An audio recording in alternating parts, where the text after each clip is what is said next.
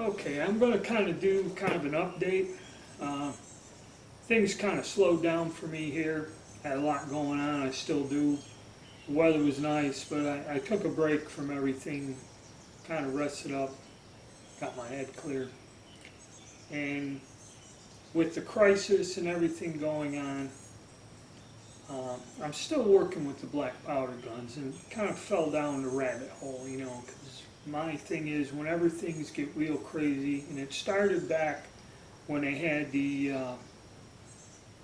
weapons ban, or what's referred to in the 90s as the assault rifle ban. I know it goes by a different name, but that's what everybody calls it. Um, that's when I got into the black powder shooting because it was something that nobody paid attention to. I can go out, relax, shoot a handgun, shoot a musket or something, and there was no shortage of black powder, there was no shortage of caps.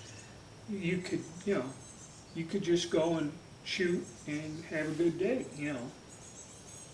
without the giant price increases or going to the store and it's gone. But this last time around, as we've seen, that wasn't the case. So, but I went down a rabbit hole and I had an ample supply of black powder and caps and everything that I already have. Okay. So for me, there's a very small outlay other than the time or buying some different bullet molds and casting, taking the time to cast some different style bullets to fool with is basically the only thing I had to purchase during this crisis and inflation, and reloading equipment is non-existent, So I kind of been fooling with this, and I ran into several problems, and I guess what I'm going to do is there were a lot of questions fielded, both on gun laws. Okay, I've had a lot of people emailing me and asking me crazy questions. People on the gun broker said that they will not send a cap and ball revolver or anything like that other than to an FFL, and that's a new law, and stuff like that. But I'll cover that in a separate video because that's pretty weird. I've also been asked, when there's a lot of my subscribers or viewers that really are not into this type of firearm, the old replica antiques, and it's kind of, cap and balls are kind of fun. They're a lot more fun and easier to shoot than, say, just one of these giant single shot muskets, okay? So I've gotten a lot of questions on what brand to get, what model, and that, and from my testing, and again, I'm going to do it in the perspective of someone who is new to this, that doesn't have experience, that is not like somebody looking historically for like a certain gun, like the 1851, because this was the gun preferred by Wild Bill Hickok, and maybe that's why somebody would buy this pistol. Why did Wild Bill like this above all other Colts? Okay? So you got different people looking at it for different reasons. And I'm basically talking about just people wanting to get into this sport, do it for recreational reasons, and then maybe go on with the history and everything else. I will do a buyer's guide in what I've found and advise you on probably looking at it in terms of what would be the easiest gun to get out and shoot with the least amount of problems, and why, and what brand. Okay, a lot of people ask me about brand and that, and it does matter, but that's another video there. As for the bullets, now I have sent out a bunch of bullets to people that I've done those Ayers Gone bullets, different bullets that he's done, and those are historically correct bullets. A lot of people have asked that man to make bullet molds that you can find bullets for these cap and ball guns that are not a historically correct design, but you can have bullet molds made that will increase the efficiency of these firearms, because I've found that the conical bullets kind of do shoot better, but there's things about modifying the gun and all this other stuff, and I found ballistically, you know, there is an improvement, there is a difference, depending on what type of bullet or what model gun you have. Which makes sense, because how come we don't load round balls into cartridges anymore, all right? The bullet makes a difference, okay? And it is kind of fun to shoot. And there are, you know, like I said, there's people that have modified a more modern bullet to fit or be used in a type of firearm like this. So there's different things there. But I was doing Ayers gun bullets. I was having them up for sale. I sold quite a few of them. But I ran into another problem. Lead. Okay, just pure lead. I got about 100 pounds of this. I got 50 from Zip Metals, and then the other one there, Roto Metals. Okay, and I think they're both in the same area. The packages came from the same general area. I don't know what the difference of the companies is, but supposedly pure lead. And if you look at this bar, okay, you'll see these weird, you know, gaps and indents and like along the side. Supposedly this is certified lead. Usually they have a stamp on it. This one doesn't. I may have gotten hosed on this deal. But this is not pure lead. There's some sort of contamination, and it does not catch the bullet worth of crap, at least for the physical appearances. I also bought lead, pure clean lead from this other guy. It was less money, but it's not pure lead. There's some weird stuff in there. It did cast a decent bullet. And actually, from that one batch of lead, I cast all the Kerr bullets out of there, and they come out looking nice. Maybe not as sharp as they should be, but they did work well. Okay? So I had a lead problem. I had to clean my pot. I had to try to figure this out, and I don't really have a source of lead. And there's another thing, the EPA shut down the last lead smelter this year in the United States. So we don't have a foundry making lead products of any type anywhere in the U.S. They've all been shut down by the Environmental Protection Agency. And there is a demand for lead. Be it hospital x-ray machine sheeting or roof flashing, or the ammunition industry still uses lead. Those are kind of like the three big consumers of lead products. So I don't know. This is insane. I can't cast anything. I thought in this lull I'd be casting bullets and getting some out to you guys, but I may have some available soon. There will be a video. If I get this ironed out, I have some of the Kerrs. He's on vacation till the middle of next month, but he does have the Colt 36, and I'm looking to get the 31 caliber Dragoon, or the little mini baby Dragoon bullet for the 31, and I may have them available. Okay, I may run up some more of the Johnson & Dowell, which in my 1860, you know, you've seen the last video, it shoots well in this gun. Okay, I don't know how well it'll do like in this Remington, but we'll see.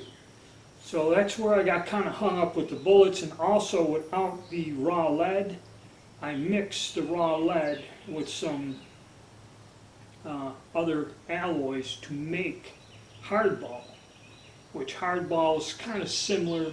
It's close to a Lyman number 2, and that's like what I make my Carcano bullets out of. Now, if I had my lead alloys correct, I should be sitting here. There's a demand for them cast Carcano bullets, because there's a lot of people out there that do reload, like to shoot, but don't want to get into spending a ton of money to get into casting bullets. So I'm kind of hurting on that too. But that's where we're going. But from your questions and a lot of things going on, I'm going to talk about, you know, the laws and political stuff. I'll make a video there.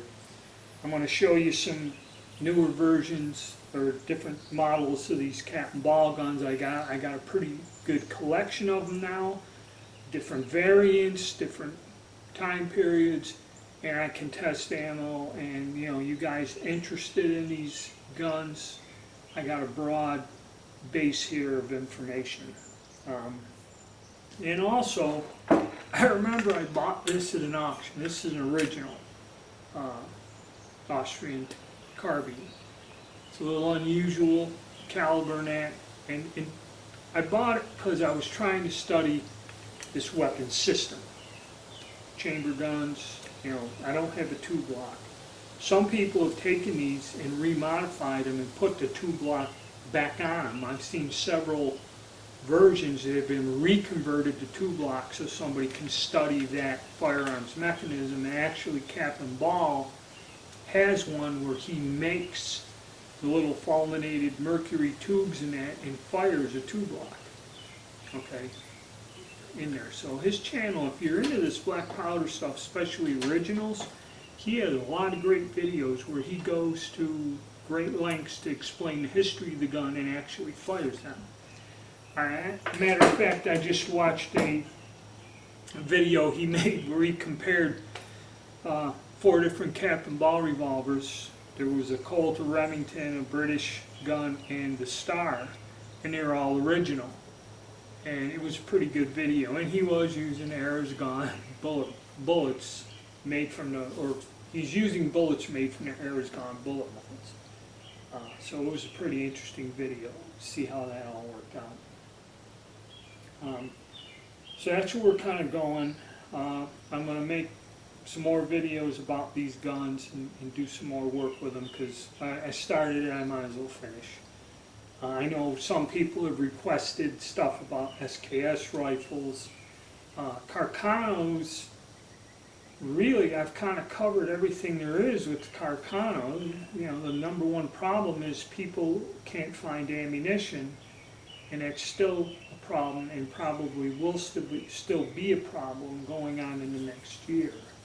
Okay, some of it is filtered in, but people have bought up quantities and doubled up the price on it and everything.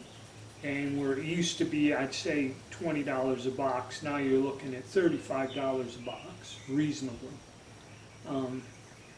So that's why you Carcano guys, save your brass. That's the most expensive component. And someday, maybe I'll be able to reload again, because all the components I checked are still sold out.